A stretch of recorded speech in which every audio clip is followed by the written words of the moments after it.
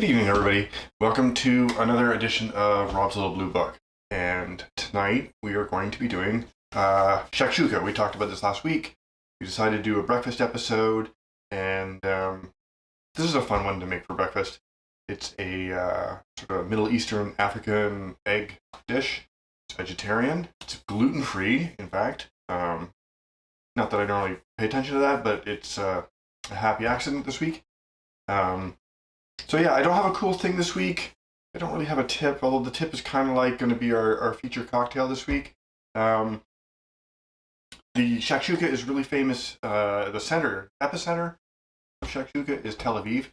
And I Googled Israeli cocktails, and the first result was all about the thriving Israeli cocktail scene, but it turns out that's not really a thing. It was just an ad for a bar there. So I decided I would show you, we've covered so many of the classic cocktails and covered the standard way to make them. Tonight, I just want to show you how I make a martini. I felt like a martini. I like my martinis really dry, and I have kind of a hack technique for doing that. I'm going to show you guys tonight.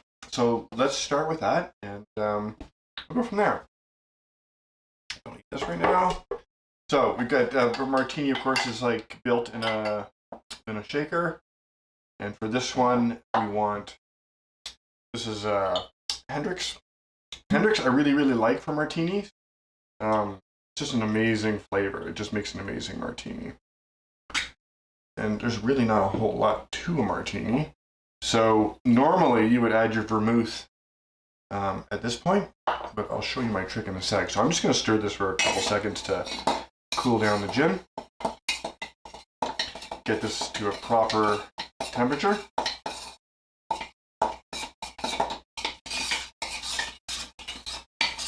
We talked about this a little bit before, and people say, well, like, I know people keep vodka in their freezer, and like, well, why don't you keep the gin in the freezer if you're just gonna spend all the time cooling it down anyway? And of course, the answer is when you're making a cocktail, the ice is there for two reasons. One, of course, is to cool the drink to a proper temperature. But then the other one is to dilute the spirits slightly, to take some of the edge off. And if your alcohol comes straight out of the freezer, your spirits are straight out of the freezer, they're not going to do that. They're not going to melt the ice properly. So, got my coupe here. I don't own martini glasses, at least not these, like the stemmed version. Pretty straightforward, and I know you're thinking like, wow, that's just straight gin, Rob, which isn't a bad thing. But here's my hack: is I keep my martini olives in sweet vermouth, and I actually, so you can't really see, but okay, it's kind of geeky, but I actually poke, like you take a little toothpick and poke holes in them so they absorb some of the vermouth, and I found that with about 15 or 20 holes in each, they absorb exactly enough vermouth for me to enjoy my preferred dryness for a martini. So there you go. Cheers, everybody. I'll tell you how this tastes. And it's quite nice. For me, that is the perfect amount of vermouth, which obviously isn't very much, but that's the way I like it. And of course, you can make your martinis any way you want. You make them to taste, right? Everybody has different tastes. The original martini was like 2 parts gin, 1 part sweet vermouth. And I tried that once, and it was not good. But you might like it, so what do you know? Okay, so we're going to do 2 things tonight. Since we're doing a Middle Eastern dish, now we're going to make the ShakShuka basically from scratch, from base ingredients. But if you're in a hurry, you can make it with harissa. Most of the ingredients in ShakShuka are, like all the spice elements, are in harissa. And quite frankly, I like to add a hot sauce to my ShakShuka anyway, so I'm going to add harissa anyway. So we're going to start with making homemade harissa. Yes, you can buy it in the store. It's not the same. So let's just do that real quick. And we're really going to kind of go back to basics tonight. I'm actually going to, so we're going to make this ShakShuka in this later. But in the meantime, So what's in harissa? Harissa's, I mean, olive oil is what keeps it all together. There's garlic in it, paprika, coriander, cumin, salt, and if you can find it, this stuff. This is Aleppo powder, pepper rather. It's a crushed pepper. It's widely available on Amazon. And I got this, like, I ordered this yesterday. I got it today. It was like $10. I got a lifetime supply of it. It's quite, this is like half a pound. I don't know what I'm going to do with it. It's got a really amazing flavor and smells fantastic. So what I'm going to do is, one of the things you want to do with your spices, if you have time, and there's nothing wrong with ground spices, but I've got some coriander and cumin here, is give them a little toast. I want this harissa to be, switch back a second. I want my harissa to be as bright and as flavorful as it can be. And so to do that, we are going to toast the spices and grind them. You don't have to do this. And if you don't have time, and I get that because not everybody has time to do stuff like this. If you don't have time to toast your cumin and then grind it up, then don't. Like, just use ground cumin. But if you have time, yeah, it makes a difference. And toasting takes like, like a minute tops. You can smell it. Like, any spice will all of a sudden give off its characteristic, whatever it smells like, all at once. Sometimes there's a little puff of smoke. Cumin seeds have a tendency to like popcorn. These are almost done. You guys can't smell it, but I can. So we need cumin for both the harissa and the ShakShuka tonight. So remind me not to put it all in the harissa. Okay, so that's good. Turn it off for a sec. Into the mortar and pestle. And you guys can see, you can see the smoke? I get a nice puff of smoke, but I think I got it off camera. Anyway. And again, this takes no time, guys. Just grind it up. You can see the smoke come right out of the mortar and pestle. It smells amazing. This is super easy to do. If you have a spice grinder, honestly, by the time you get it plugged in and going, you'll have done this. A good mortar and pestle is a really handy thing to have. I don't like grinding pepper. I use this for all my spices, pepper especially. But, I mean, there you go. It takes no time. No time. So we're going to go back. We're going to do the same with our coriander.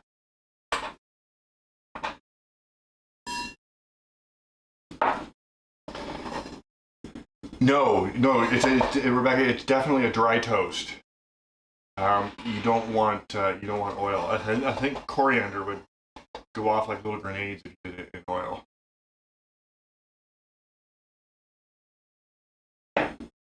And again, this is something you don't have to do this, and I don't want toasting spices to deter anybody from making homemade harissa because it's still light years ahead of store-bought, even with fresh ground spices. Any questions? This seems pretty basic, but there. And you guys can't see it, but I can see the smoke. It tells me I'm done. And it is now quite hot. Wow. One thing with cast iron is they heat up really fast. And we're just going to crunch these up. I'm aware it's going all over the counter. I got a lot in here.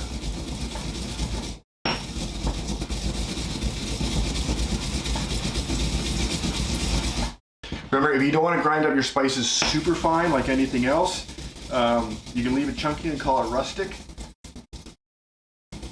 which is something I often do with a lot of dishes. If I don't feel like pureeing something or chopping it, leave it chunky, call it rustic. Nobody can argue with that. There you go. And again, just a few seconds of the mortar and pestle, and we've got our fresh coriander. It's all going in the harissa. Okay, and we're going to slide him over here. Okay, any questions? Okay, so the only reason, Rebecca, the only reason I toasted it separately is I need half of this for the, I need half of it for the harissa and half of it for the shakshuka. You know, if I was doing this all together, of course you're right. If I was doing just harissa, I would have just toasted both together and ground it up all together and saved myself some time. But I need both. So, what are we doing here? I want about a tablespoon of,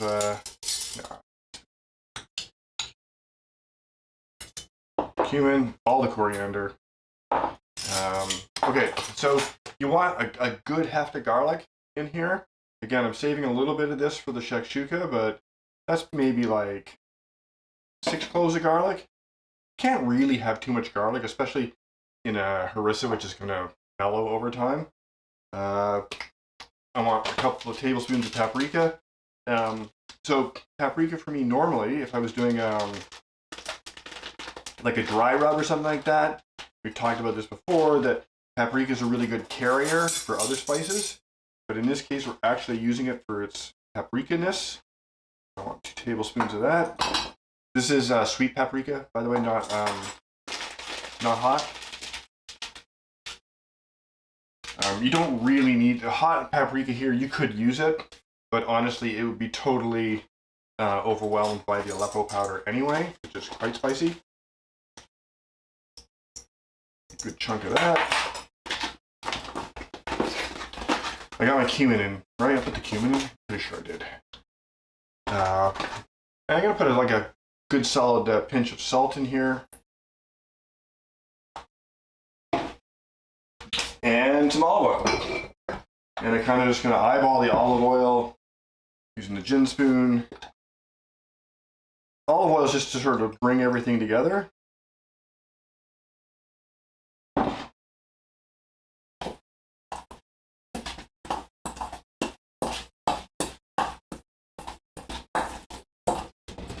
And again, so you're just going to make this, whatever consistency you want for your harissa. Typically, once this sits in the fridge for a couple of weeks, the spices separate out a bit, and the olive oil kind of sits on top, and then you dig down for the good stuff when you're using it as a condiment. And this stuff is just fantastic on pretty much everything. Now, one trick I did learn, which I did not learn on my own, I don't remember where I read it. I'm just going to pop this. So it turns out the microwave does more than just tell time and make popcorn. You can actually use it to do few select cooking things. I think this is the first time in many weeks I've used my microwave for anything but popcorn or telling the time. But 66 seconds will kind of like warm it up, sort of speed blend the flavors, and makes it just that much nicer. So we're gonna wait for that. And maybe like mop up a bit here.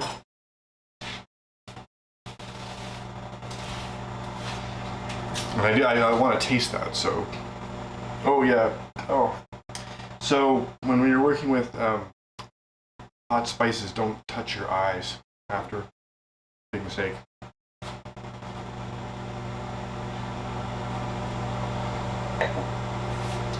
So for the shakshuka tonight, and I'm going to go through the ingredients. I'm going to show you the base. I'm going to add a couple of things in here that I thought would be fun for me to play with. The base recipe is very, very simple. At its core, it's tomatoes and spices and eggs. And I'm going to add a few things into it that I think will make it, and you can make this your own. This is the same thing. Like, take this dish, the base, which has a signature flavor, and you can add anything you want to it. Wow, that's hot. Okay, and this is, oh, here, you guys can't see. This is exactly what, you guys can see. Can you see it bubbling like that? That's exactly what you want to see. And having said I was going to taste it, probably going to wait until it's a little less molten. Yeah, definitely gonna wait. Anyway, we'll get back to that and taste it in a sec. It's definitely so. ShakShuka normally has a little bit of cayenne in it to give it some kick. It can be a quite spicy dish depending on what you like. I'm not going to make it with cayenne tonight because it's already very flavorful and spicy, and I guess there's some of it to Serena. So let's get back to everything is hot tonight. Let's get back to the dish and then run through the ingredients. So it starts with a base of onion and pepper. We need to get that going. I saved some of the prep for you guys tonight because this is pretty simple and it's always good to see how to do stuff. So we're going to dice our onion. And again, you want to dice this up like, it doesn't need to be super fine.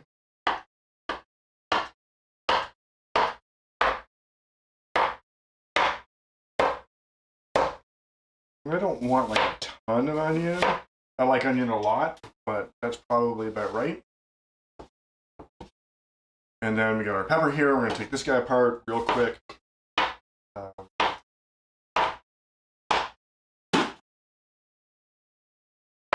And again, you want the same size dice for the pepper. You could use a yellow pepper here. I don't like green peppers. Green peppers to me are really bitter. And honestly, I seldom find them. I seldom find I want the taste of green pepper in a recipe. I generally just don't buy them. So, but if you like green pepper, you like that bitter, by all means try it out. But for me, just not what I'm looking for. Don't want that. I already got tons of pepper here. The important thing too about breakfast dishes. Yeah, I toasted. Yeah, toasting and doing the microwave will do that, Serena. The important thing about breakfast dishes is they need to be relatively, well, at least for me, they need to be relatively easy to put together. I'm actually a morning person, but I still don't want to get out of bed in the morning and like do something super complicated for breakfast. So it's important that your breakfast dish is relatively easy to put together. Otherwise, you just won't do it, right? Okay, in terms of, let's go through the other ingredients we're going to use today. If you can find piquillo peppers, they're great in this. I couldn't, so I got a couple of like just, these are fire roast jarred, the jarred fire roasted red peppers that you get pretty much anywhere. So we're going to use some of that.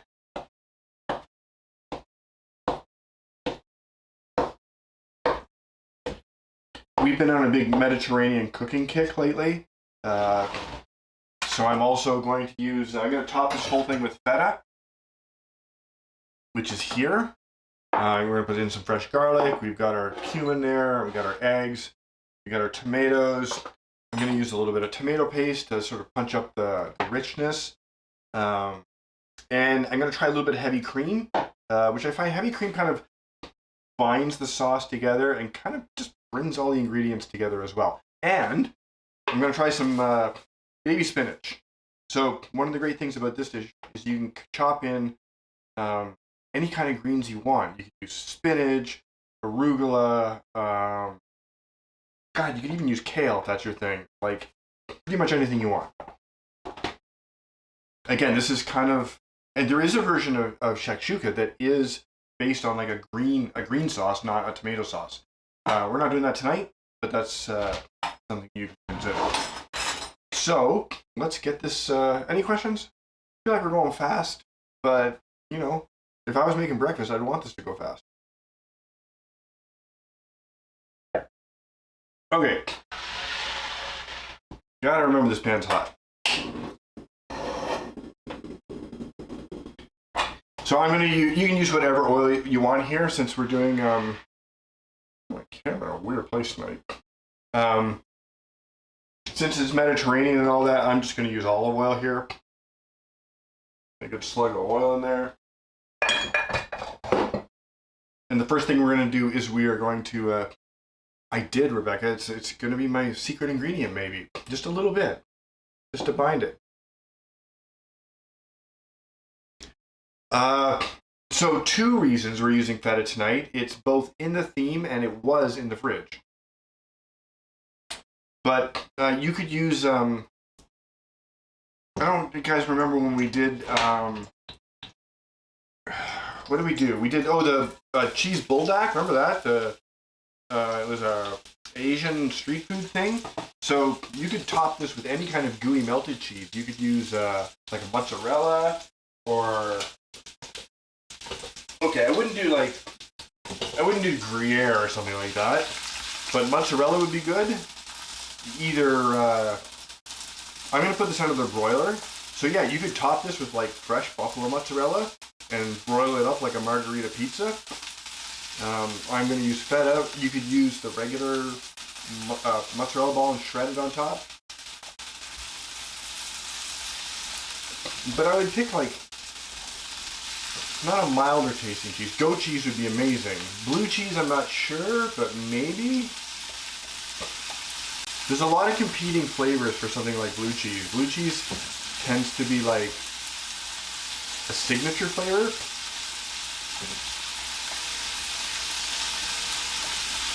So this is going to take a sec to cool down or cook down. And again, as always, I'm just going to remind you guys, like, I'm going a little fast here with the cooking. I've got the heat up to keep things moving along because we're on stream. But you don't have to rush this. You don't have to like speed reduce your vegetables.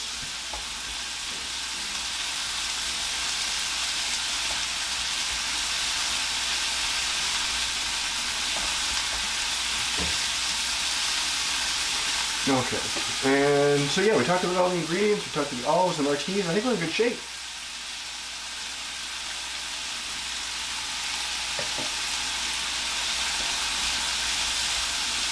I'll tell you though, my martinis do not stay cold in this kitchen for very long. Another tip too about cocktails.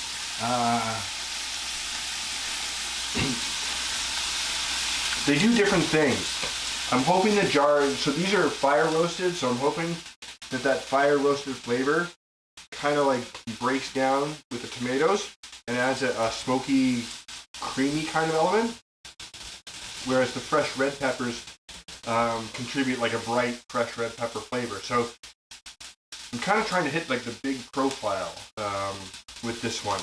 It's hopefully like a full spectrum from like bright red peppers and onion and feta at this end, which is all going to be bright flavors. And we're going to top it with a little coriander at the end. But I also want the deep fire roasted flavors of like, the tomatoes are going to cook down. I'm going to add a little bit of tomato paste and cook that in, and the red peppers to add some dimension at the other end. Will it work? Don't know.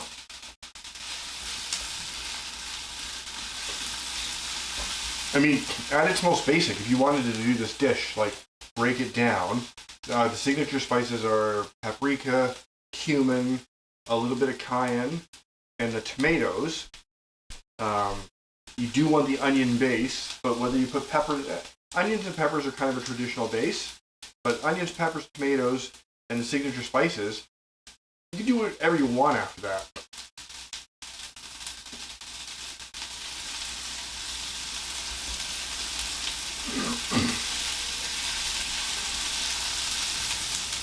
Again, I'm just kind of, as fast as I want this to go, I need these peppers to cook down just a little bit more. I really like piquillo peppers for this dish. Is really good. I have some calabrese peppers in the fridge as well, which would also be awesome in here, but they're also really spicy.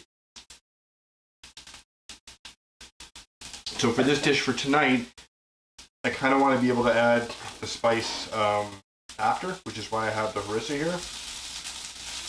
But also, so now that we've made the harissa, and you'll see that the ingredients like the paprika, coriander, cumin, and spice, like the Aleppo pepper and the garlic, all of the ingredients in harissa are in ShakShuka in the base recipe. So if you were in a hurry, and sometimes you're in a hurry in the morning,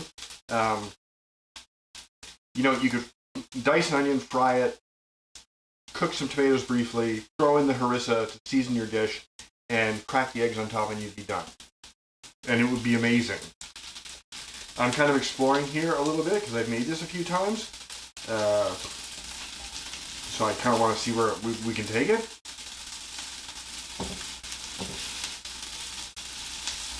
But we're not. The pepper's just, you guys can see, like, it's getting cooked down. The volume is greatly reduced. I just need to go this just a little bit longer here.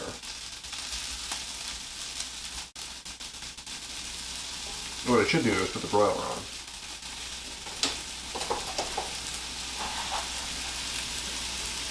Let that go like 2 more sips, I think.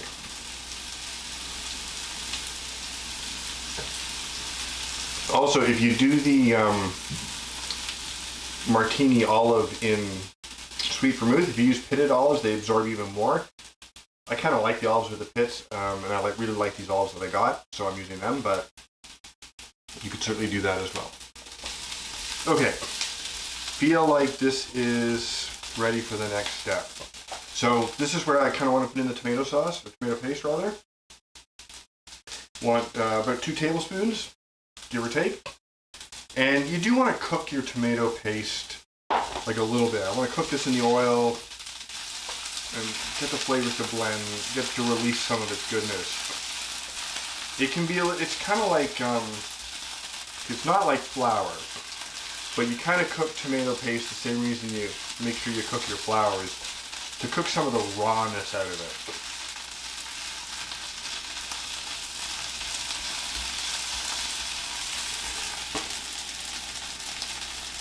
Oh, did I say sweet vermouth? I totally meant dry vermouth. Rebecca, it's dry vermouth. Of course it's dry vermouth.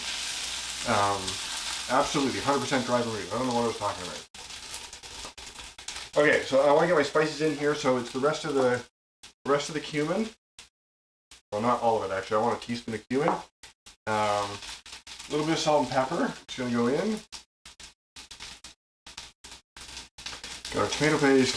And as I said, I'm skipping the cayenne pepper. The rest of our garlic can go in.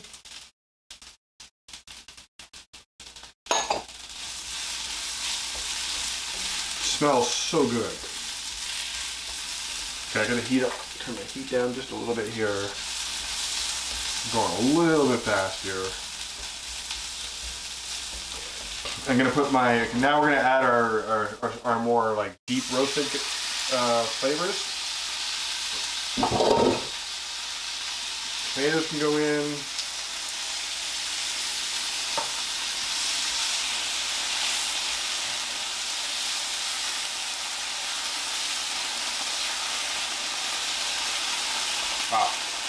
Sorry, it's just up too high.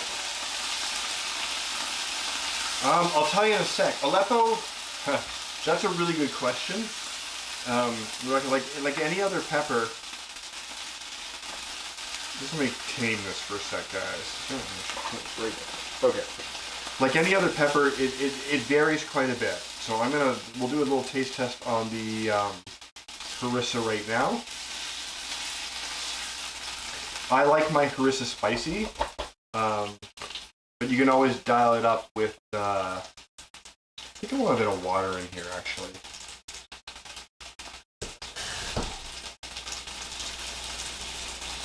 Maybe even a bit more.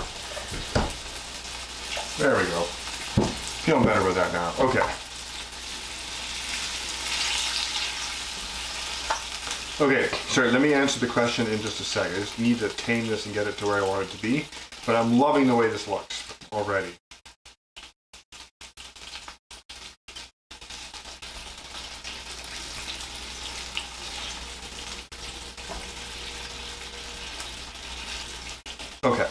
Okay, so let's check the Aleppo. I'll tell you in a sec.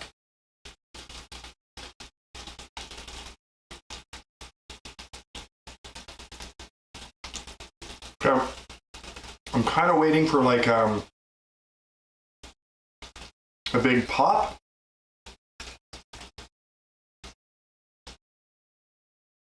And I don't get it.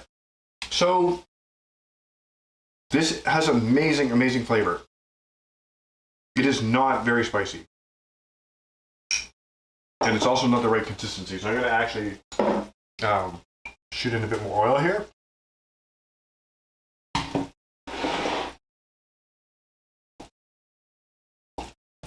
Now, I love the flavor of this. It is not going to add the spice that I had in mind, and I don't know where my cayenne is on short notice. So I'm just going to leave that alone for now, and we're just going to roll with it.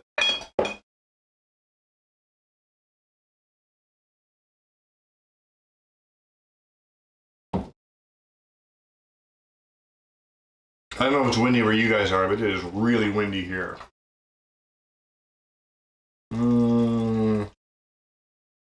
There we go. Oh, and I lost my... Whatever. I'm mini now. I have to set it up before. It's not really important. But I hope you guys can see what's going on.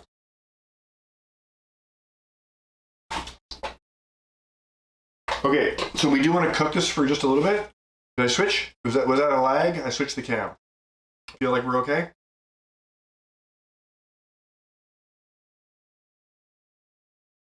And I'm just cooking this down to the consistency that I want. I do want the flavors to blend a bit.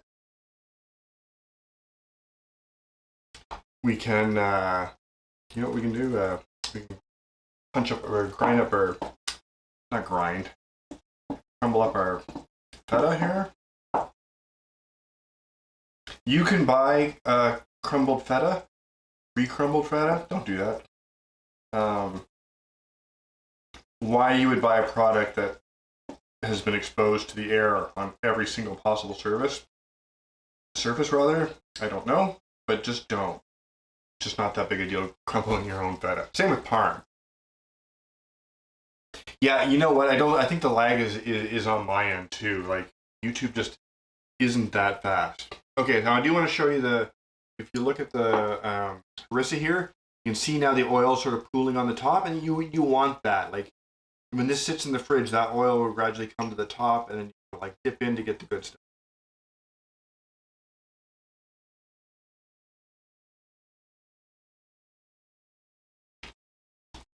Okay, almost ready, I think. Almost ready.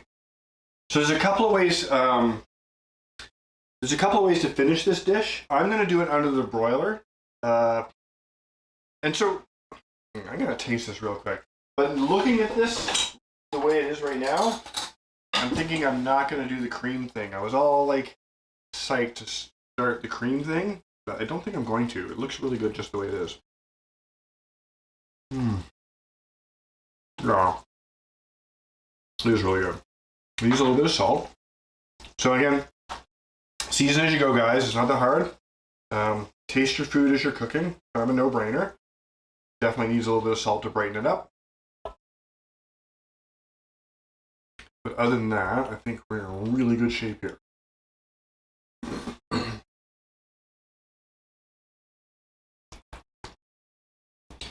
Okay, so I'm going to give this another couple of minutes, and then we're going to move on to the next step. But any questions so far? I'm going to have to think about this hair thing. It's starting to get on my nerves.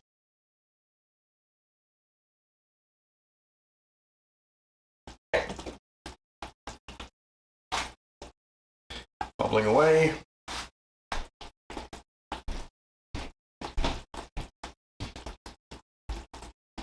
Yeah, I think we're in good shape. Okay, so the next step is to crack the eggs into this. And we are going to let the eggs poach in the liquid just a little bit. So the best way to do that is to take a ladle and make yourself like a depression. Come on, make a depression. There we go. Okay, these aren't great depressions. No pun intended. But they're okay. Just a little pocket to like hold the egg. Okay, I swear they're there. You guys probably can't see it, but we do have little depressions there. Got your eggs. And we're just going to crack them into their pockets.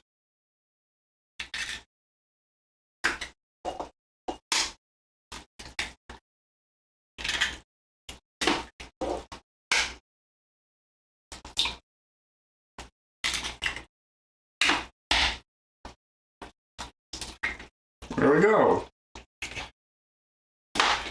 If you're not a yolk fan, you can break the yolks here, but I'm not going to because chances are they're probably going to cook through under the broiler anyway. So we're just going to wait a couple of minutes here until I see the eggs are cooking just a little bit, and then the whole thing goes under the broiler to finish. And we're going to put the cheese on. Oh, you know what I forgot? The spinach. I don't think there's any way to incorporate the spinach in here. So when you do this at home, if you want to incorporate your greens, pay attention, and you got to do it before you crack the eggs into everything.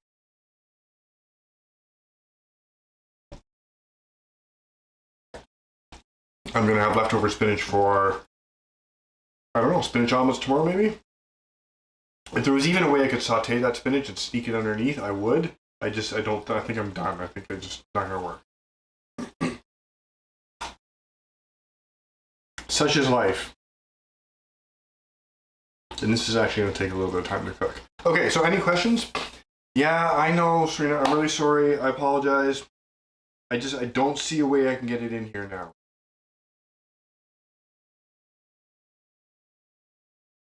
Okay.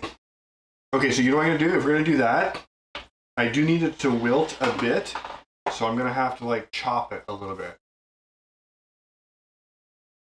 I think they're just going to get hard. I don't know, Rebecca. I think it's just part of the dish. I think the trick is to basically like cook the eggs as much as you can here and then get them under the broiler. I'm not sure. I don't know what the answer is. Okay, so what we're going to do here is like an experiment. We're going to roughly chop some spinach. And we're going to dust the whole thing. This is going to work. It'll be fine.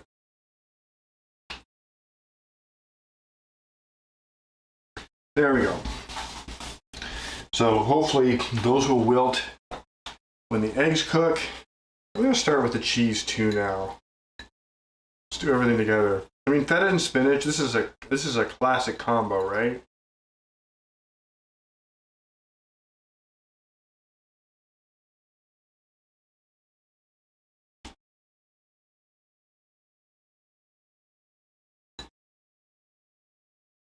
But I still feel that this needs to cook down for.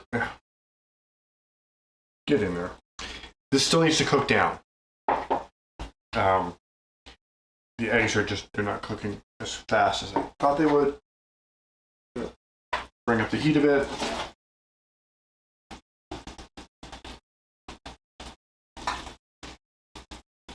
So I normally, maybe I did invent something. I normally eat this right out of the pan, but I'm going to portion some out for Serena, who's hungry and in the other room.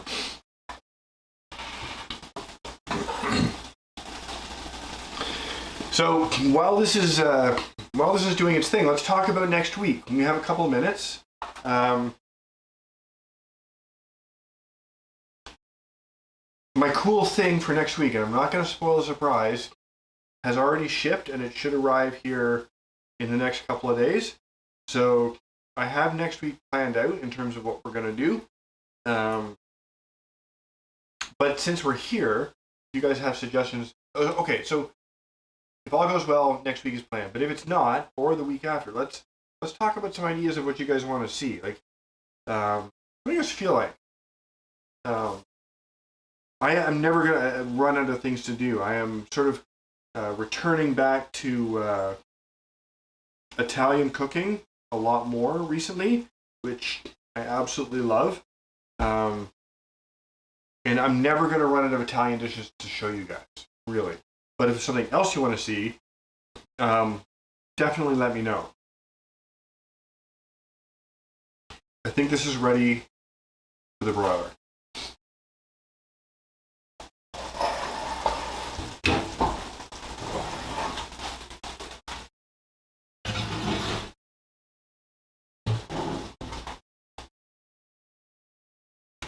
And I gotta give that that's gonna need a solid 5 minutes, guys. So let's chat. Here's something you may or may not know about stoves and broilers. since it's under the broiler, is my mom always told me that when you were broiling, you had to keep the. I'm not going to add the harissa, Rebecca. I'm going to use it as a topping, like a condiment, to taste.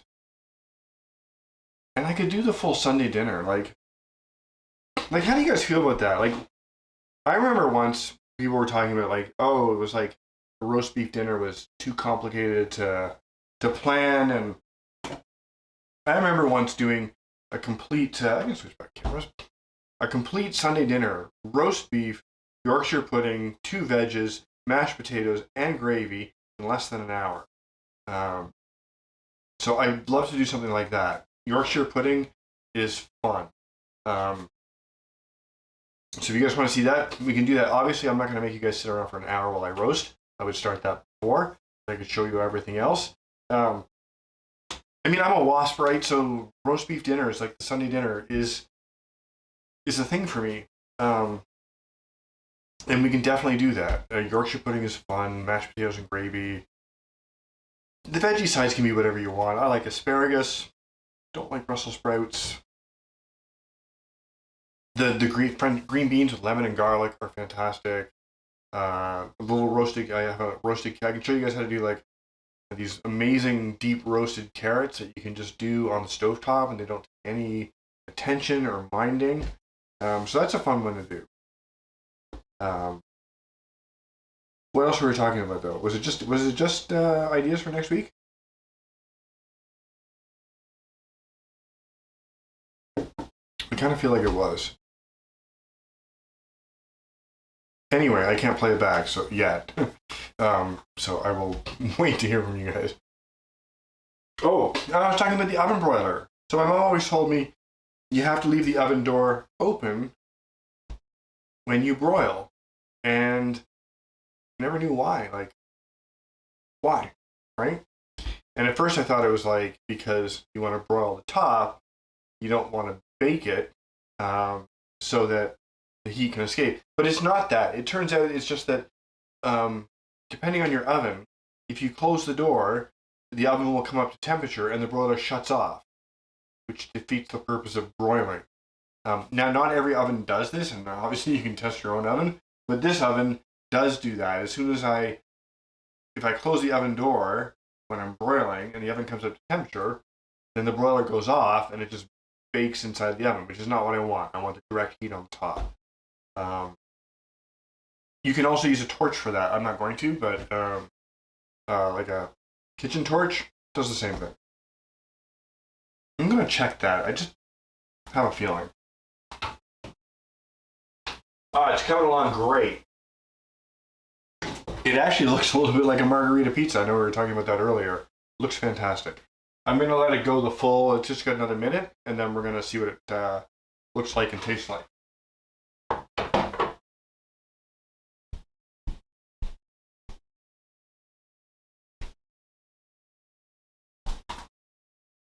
Might need that. I have no idea also how I'm going to serve this.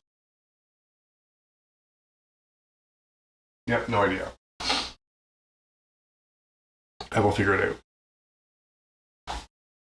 Okay, we got 45 seconds on the timer. Anything about next week before we get into like serving and taste testing and whatnot? This is probably going to be a spoon dish, I think. One for Serena. We're going to top it with a little coriander, like a little fresh coriander. Again, a nice bright flavor. Man, I need to put some of this. Probably a bowl right here.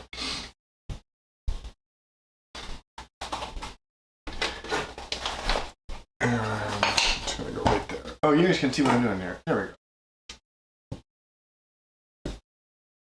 Okay, we're all set up to get that out of the oven. There we go. Let's go have a look at this guy.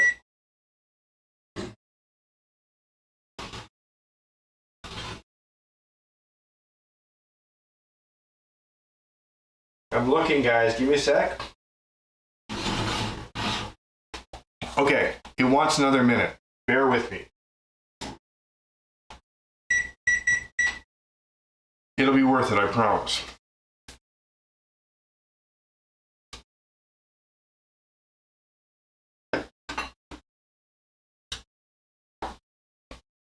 So I was out shopping today, and of course, we live in the beaches, which is kind of the land of entitlement. But what kind of bear? I feel like in the mood I'm in tonight, it's grizzly bear. Kodiak? Anyway, so I'll tell you a quick story while we're waiting for the thing. Speaking of bears, I worked a million years ago. I worked for the Ministry of Natural Resources way the hell up in Northern Ontario. And one of the guys, one of the foremen, was telling us, I think it was a joke, but he's like, how do you tell the difference between black bear scat and grizzly bear scat? And nobody knew. It's like, okay, well, black bear scat has like berries, like that's half digested berries and twigs in it. And grizzly bear scat has like busted up cans of bear repellent in it. So don't mess with grizzly bears, is what I took away from that. Okay.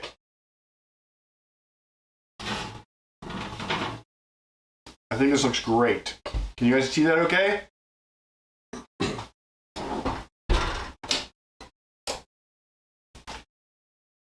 Okay.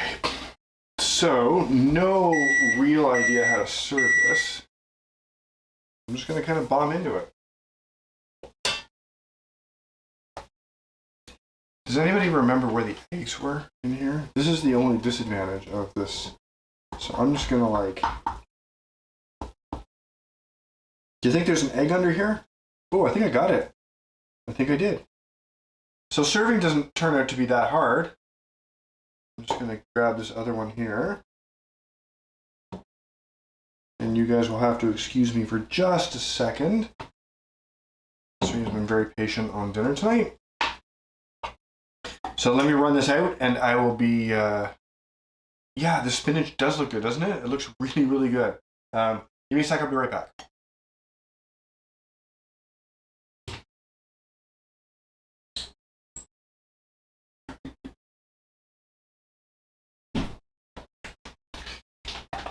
All right, as promised, I have returned. Oh, right. No, that's not parsley. It's coriander. Okay, well, Serena's going to have to do without coriander, but I'm going to sprinkle a little over mine because I said I would. I'm a little forgetful tonight. But the spinach worked out great, so that was a really good idea. And as I say, guys, I normally just eat this out of the pan, so I'm not going to plate it. Let's just like dive in here. There's the egg. Now, how did our yolks do? And Rebecca was right. My yolk's kind of hard here. Whoa! So, one of the disadvantages... I forgot the picture wasn't up. One of the disadvantages of eating from the pan is if you touch the edge of the pan, it's really friggin' hot. Mmm.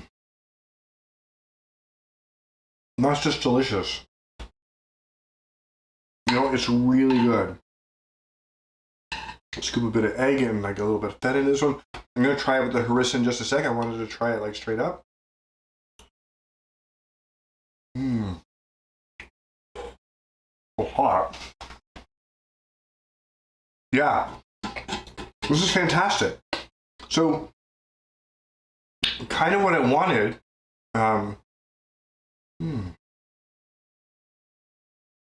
What I wanted to achieve for this dish was a blend of the deep fire roasted peppers and the tomatoes, and the tomato paste as like a big flavor base, but also have some of the brighter flavors from, you know, the spices and the fresh stuff that we had on top and the feta, and I really think we got there. So I'm going to try it with, I'm going to drizzle a little harissa over the whole thing. We're going to try it with that, but this is really good. And I feel like, I mean, we're only 15 minutes in tonight, and we made a cocktail and everything. That might be a little bit long for breakfast, but as I said, if you had harissa prepared and a can of tomatoes, you could knock this out in 20 minutes. Wow. Okay, so give me one sec. Give me one sec. I'm just gonna run the harissa into Serena. Give me one sec.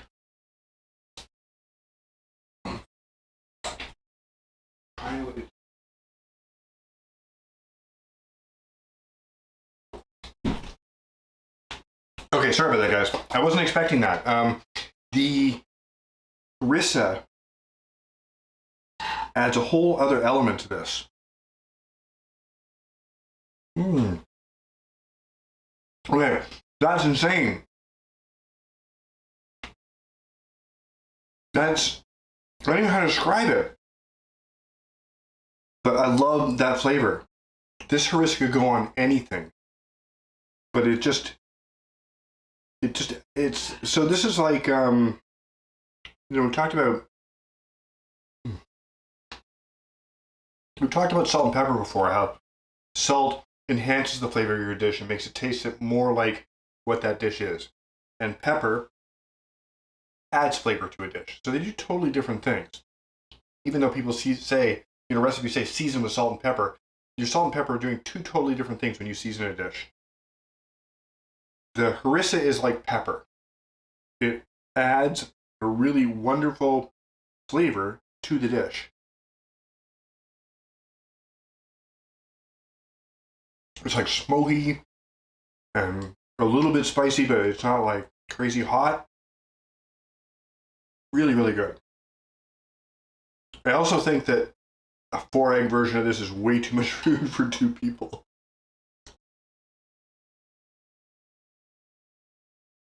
So good. Okay, guys. So to answer the yolk question, I have no idea. I have no idea how you would keep the yolks runny in this dish. I'm going to have to experiment with that because I just feel like by the time the feta and everything else cooked under the broiler, the egg yolks were, they're not hard, but they're cooked through. Wow. Okay, I'm just peeking out now in front of you guys. So any questions, guys? This is it. This is our vegan, gluten-free, amazing tasting breakfast dish. I would be happy to sit down to this any morning.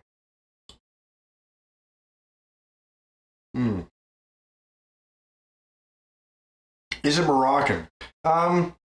It's Middle Eastern, so okay. That's a really good question.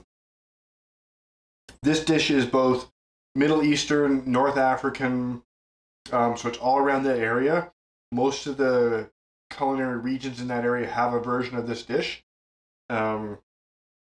This particular version kind of found its home in Tel Aviv, but it's widely made right around the whole of the Middle East. And as again, we talked about the thank you. We talked about the core of this dish, and this is just a spiced tomato with poached eggs on top, and the key spices being cumin, coriander, paprika. A little bit of turmeric wouldn't be out of line here. I didn't use it tonight, but you could definitely experiment with that. So there you go. I am not Jewish. No.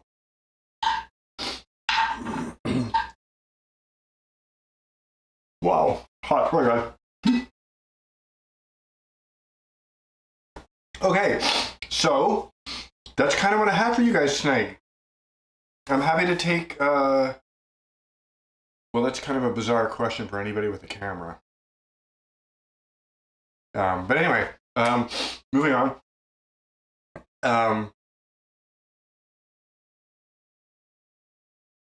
Really gonna have to work on modding the chat. Next week I have a plan. The week after, don't know. Well, assuming you're not trolling, I have a feeling at this point you are. My pronouns are he, him. But they would be fine.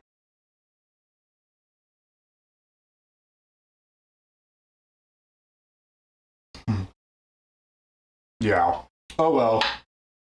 It was bound to happen sooner or later.